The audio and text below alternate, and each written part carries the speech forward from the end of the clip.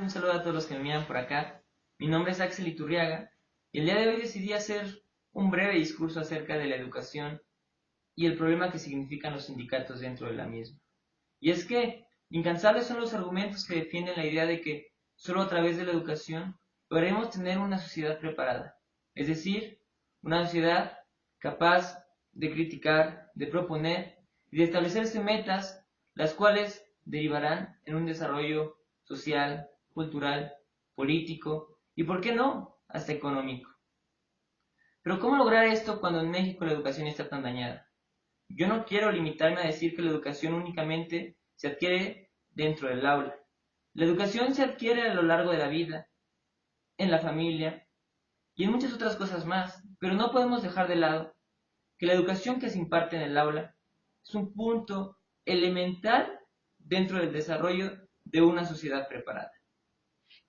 Pero ¿cómo lograr esto cuando tenemos a la sombra de la educación a los sindicatos?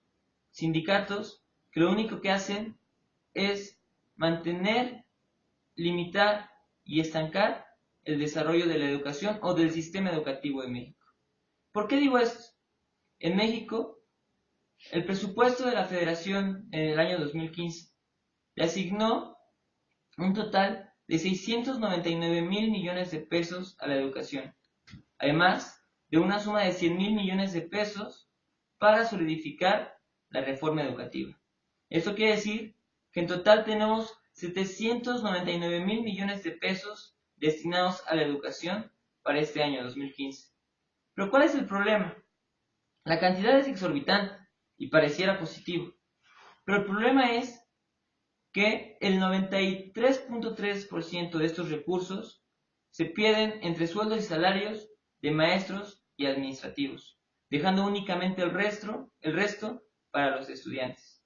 Es decir, en términos tangibles, de cada 100 pesos que se destinan a la educación, un peso se utiliza para la compra de libros, materiales y tecnología, 3 pesos para infraestructura y 4.5 pesos para becas. ¿Y eso qué nos da a entender? Que realmente el presupuesto que se asigna no es tangible o no impacta directamente al estudiantado o a los alumnos, puesto que gran parte del mismo se pierde entre los maestros. Y el problema de los sindicatos no se limita únicamente a lo económico. El problema de los sindicatos y el daño que le hace a la educación va mucho más allá. ¿A qué me refiero con eso? En México contamos con 200.000 escuelas primarias, de las cuales 26.000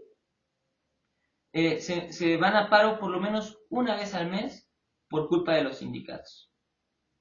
Yo, en mi caso, tengo una hermana de educación especial. Ella acudía a una escuela de educación especial del gobierno, la cual se llama Centro de Atención Múltiple, mejor conocida como CAM. Evidentemente, como los niños son discapacitados, necesitan de mayor atención, de mayor cercanía de los profesores hacia ellos. Pero ¿qué sucedía? El director, a pesar de tener buena voluntad hacia este proyecto, se veía limitado y controlado por los sindicatos. ¿Por qué? Porque los sindicatos maniobraban de la forma que querían todo lo que se hacía dentro de la escuela.